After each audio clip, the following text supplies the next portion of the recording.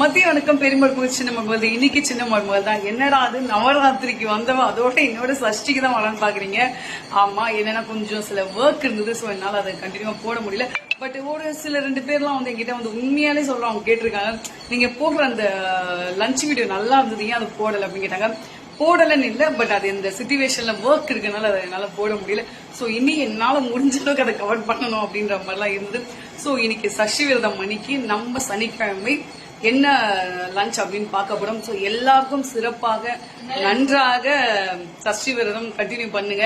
என்ன லஞ்ச் அப்படின்னு என் மகள் கேட்டுக்கொண்டு இருக்கிறாள். அவ வெஜிடேரியனால ஆகாது, ஆனாலும் எங்க கூட சேர்ந்து சஷ்டி விரதம் இருக்கா அப்படின்றது ரொம்ப ரொம்ப பெரிய விஷயம். நான்வெஜ் இல்லாமலாம் என் தங்க குட்டி இருக்கே இருக்காது.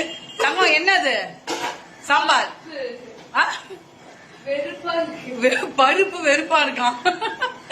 பருப்பு சாதம் தான். பருப்பு சாதம் தான் பொண்ணு பார்த்துட்டு ரொம்ப ஷாக் ஆயிட்டா. இன்னைக்கு பருப்பு சாதம் பண்ணிருக்கோம்.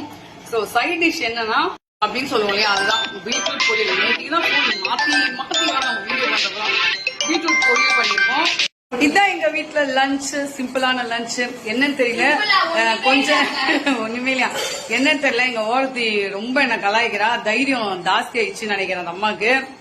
ஏன்னா உண்மையா சொல்லனா, நான் போட்ட கோட்டை அதை கூட போடுற கோடை கூட போடுற கோடை கூட தாண்ட மாட்டேன். அந்த மாதிரி ஒரு ஓரவத்தி அப்படின்னு நான் சொல்லுவேன்.